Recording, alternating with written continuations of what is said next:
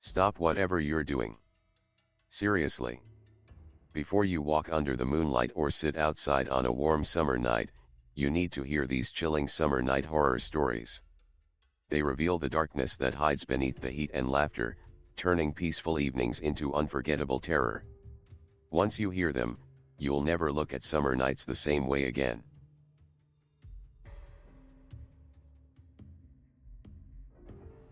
The summer heat hung heavy in the air, thick and oppressive, clinging to the streets and the trees. The hum of cicadas was a constant companion, mingling with the occasional rustle of wind through the leaves. I remember that night vividly, an ordinary summer evening that would become anything but ordinary. Daisy and I were laughing quietly as we drove down the coastal road, our windows down to catch the cool sea breeze. It felt like freedom, like we were beyond the grasp of responsibility or concern. The laughter was easy, unguarded. But that night, the silence that followed was anything but. When I turned off the car's engine, the world around us seemed to hold its breath. The only sound was the faint crunch of gravel beneath the tires and the slow creak of the dashboard fan. In the dim glow of the streetlights, Daisy and I exchanged a look, still caught in the last traces of our laughter. The warmth of the night wrapped around us like a blanket. But then, I heard it, the distant growl of a diesel engine, slow and methodical. The sound wasn't unfamiliar. Diesel trucks frequently passed through the area, but this one didn't sound like the others. It was low, almost too low, and it seemed to be getting closer. My hand froze over the ignition, and I glanced at Daisy. She was already staring out the window, her expression unreadable. Through the rearview mirror, I saw it, a white van, moving too slowly. I could barely make out the shape of a man sitting in the passenger seat, but there was something about the way the van approached that made my stomach tighten. The vehicle crept closer, its headlights dim but growing sharper as it neared. And then, the passenger leaned forward, and a flash of light split the night. The camera. The flash. They hit us like a cold slap. I blinked, disoriented by the sudden brightness. Another flash. Then another. The air seemed to thrum with the aftershocks of the light, and I felt my breath catch in my throat. I couldn't move. Daisy's voice, barely a whisper, broke the silence. "What is he doing?" she asked, her words almost lost in the haze of confusion. I didn't have an answer. The flashes kept coming, each one more invasive than the last, searing through the air between us. I gripped the steering wheel so tightly my fingers ached, but I couldn't look away. It was as though time had slowed, each flash stretching out into eternity. When the van finally passed, it didn't accelerate as I expected. Instead, it drifted away, gradually disappearing into the darkness. For a moment, the world felt suspended, as if nothing had happened. But the unease lingered, thick and suffocating. Should we call someone? Daisy's voice broke through my thoughts, but I didn't know what to say. Who do you call when someone's taken your picture without permission? When the person behind the camera is a stranger, his intentions unclear. There was nothing to report, no evidence to show. Just a van, a man, and a camera. Nothing that would make sense to anyone else. We stayed in the car for what felt like hours, though it was probably just a few minutes. Eventually, I started the engine again, and we drove away. Neither of us said much, and by the time we reached Daisy's house, the tension had settled into something deeper, something colder. I went home and tried to forget about it, tried to convince myself it was nothing more than a weird coincidence. But then, the next night, it happened again. The diesel engine rumbled in the distance, and I felt my pulse quicken. This time, I didn't hesitate. I pulled into a different street, hoping to shake off the unease, but the van appeared anyway, rolling toward me like a shadow. I saw the man in the passenger seat again, the camera lifted, ready to fire. Another flash. And another. The sound of the shutter clicking was louder this time, more deliberate. I felt my heartbeat pounding in my ears, my hands trembling on the steering wheel. This time, the flash didn't blind me, it burned. I couldn't escape it, couldn't move fast enough to outrun it. When the van finally pulled away, I didn't feel relief. Instead, I felt the weight of something I couldn't name pressing down on me. Something had changed. "Do you think it's the same van?" Daisy asked when I met her the next day. Her eyes were wide, her voice tinged with disbelief. "It has to be," I said, though I wasn't sure. I wasn't sure of anything anymore. The next few nights blurred together. The van came again and again, always at the same hour. I started to feel like it was following me, watching me. The flashes became a constant in my life, interrupting everything. I couldn't go anywhere without feeling that strange, cold sensation that someone was watching me. Then one night, after the van had passed once more, Daisy and I went to the police. We didn't have much to go on. No license plate, no description of the man, nothing to tie him to anything. The officer was polite, but I could tell he didn't take us seriously. "Just make sure you keep your doors locked," he said, "and if it happens again, call us." But it didn't stop. The van kept showing up, night after night. The flashes never ceased. I started to feel like I was losing my mind. My hands shook whenever I heard the low rumble of an engine in the distance. I couldn't focus on anything. The photographs, the man, the van, they had become a part of me. A part I couldn't escape. One night, as I was sitting in my car, waiting for the inevitable, I saw something different. The van didn't stop to take pictures this time. It just passed by. But there was something about the way it moved, something in the way the man looked at me, that made my skin crawl. There was no flash, no camera. But I couldn't shake the feeling that this was something more. Something worse. Days turned into weeks, and the van's appearances became less frequent. It was like it was waiting for something. Waiting for the right moment. I couldn't shake the feeling that I was being watched at all times, that the man in the van knew something about me that I didn't even know myself. And then, just when I thought it was over, the photographs started arriving. The first one was a simple shot of my car, parked in front of my apartment. It was taken from a distance, from behind a tree, so that I hadn't seen the van. The next one was of me walking down the street, my head turned, unaware. The next few were closer, more intimate. It was as though the man had been tracking my every move. The final photograph arrived in an envelope with no return address. It was the most unsettling one of all, a close-up of me, standing in my living room, staring out the window. There was no way he could have gotten that shot unless he had been inside my apartment. I had locked every door, checked every window. There was no way anyone could have gotten in. But there it was. The proof. I showed the photo to Daisy, but she didn't say anything. She just stared at it, her face pale. She didn't have to say a word. The fear was written all over her face. It was clear now that the van wasn't just a random encounter. It wasn't just a strange man taking pictures for no reason. It was something far more sinister. As the days passed, the tension grew. I stopped leaving my apartment at night, afraid that the man would be waiting for me, camera in hand. Daisy came over more often, staying the night to keep me company, but even with her there, I couldn't shake the feeling that I was being watched.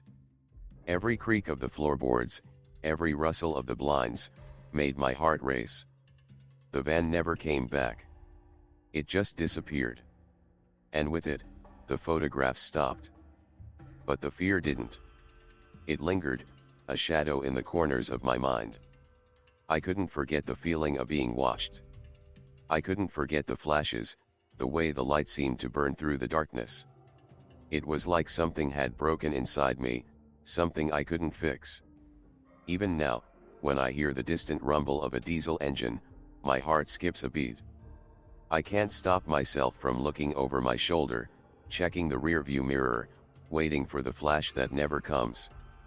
The van might be gone, but its presence is still with me. The fear, the uncertainty, it's become a part of me, a shadow I can't outrun.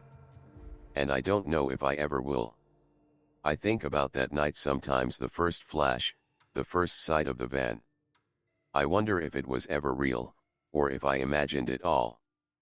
But then I remember the photograph, the way it was taken from inside my apartment, and I know the truth. It wasn't just in my head. It was real. And it's still out there, waiting.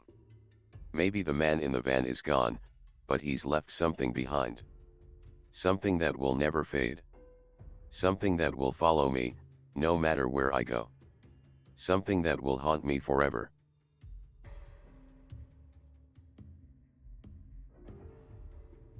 Buffalo, early 2000s. The city was drowned in a strange, oppressive quiet. The street lights flickered dimly, casting long, unwelcoming shadows along the cracked sidewalks. The wind swept through the narrow streets, tugging at the stray corners of neon signs that had long since gone dark. There was something about the air that felt different that night, as if the world itself was holding its breath, waiting for something or someone to break the stillness. I walked alone down Main Street, my steps heavy, dragging the weight of a night that had unfolded so wrong I could hardly comprehend it. My heart felt like a stone in my chest, lodged there by the bitter remnants of a failed evening. I was trying to escape the shadows of that night, but they clung to me, sinking deeper with every step. The streets, once bustling with life, now felt like a dead zone, like they had been abandoned, left to wither in the cold. There were no sounds, save for the wind and the occasional rustle of an old, discarded newspaper tumbling across the pavement. Main Street had always been the heart of the city. But tonight, it was empty, haunted, as if the city itself had abandoned its soul. I couldn't shake the feeling that something was off. My instincts had never failed me before, and now they were buzzing in my ears like 1,000 angry bees. As I walked, my mind began to wander, trying to shake off the dark thoughts that had settled there, but it was no use. My thoughts kept returning to the events of the night. I had been at the bar, surrounded by laughter and voices, but it all felt hollow. I had left, too soon, too suddenly, feeling the sharp sting of regret gnawing at me. The city, now so quiet and empty, seemed like a reflection of the turmoil inside me. And then, I heard it. The low, rumbling sound of an engine.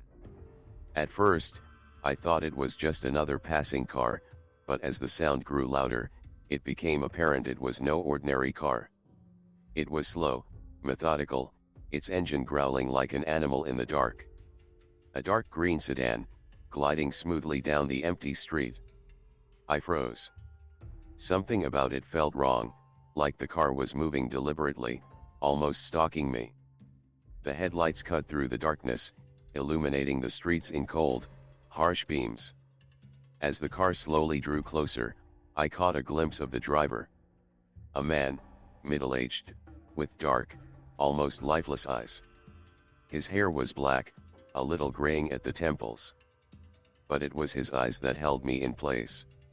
They were so dark, so empty, I couldn't look away. It was as though his eyes were sucking the light from everything around him, swallowing it whole. He glanced over at me, and for a moment, our eyes locked. His lips curled into a smile, but it wasn't a smile of friendliness. It was a smile of calculation, as though he was measuring me, determining something I couldn't even comprehend. My skin prickled, a cold wave of fear washing over me. The car passed by, and I let out a shaky breath I hadn't realized I'd been holding. But just as I thought it was over, the car turned down the corner, only to appear again moments later, this time from the opposite direction. My heart hammered in my chest. He was following me. The car slowed as it came closer, and I could feel his gaze on me again, even from behind the glass. It was as if he was watching me, studying me, assessing whether I was prey or not. I quickly looked away, my mind racing, but I couldn't shake the feeling that something was wrong, that he was getting closer, closing in on me. Then, he called out. A soft, almost mocking voice, "Hey."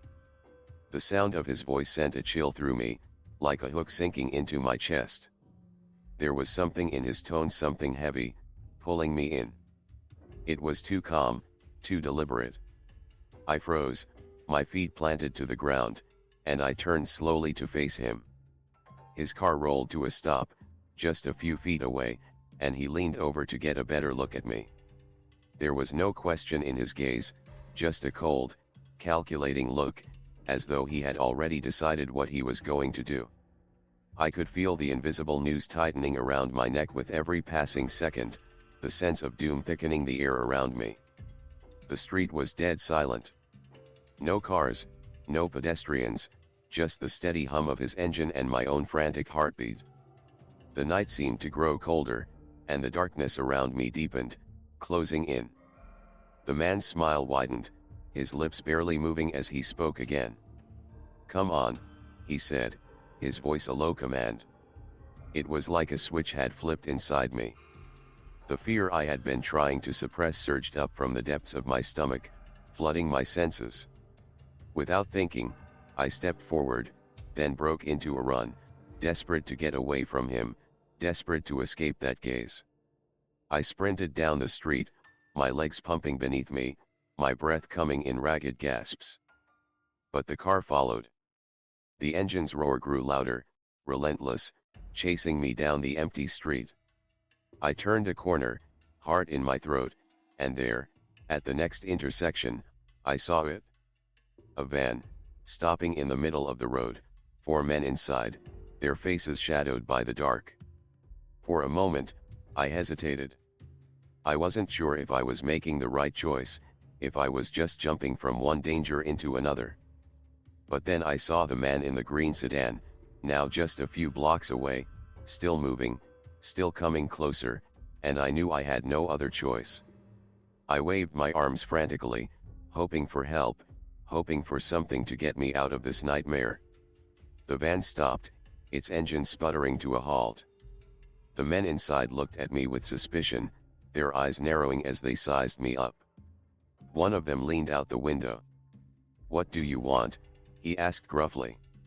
I could barely speak. I just needed to get away from the man in the sedan. "Please," I gasped. "I need help. They're following me." I didn't know what else to say, but I could see the hesitation in their eyes. They didn't believe me, not at first.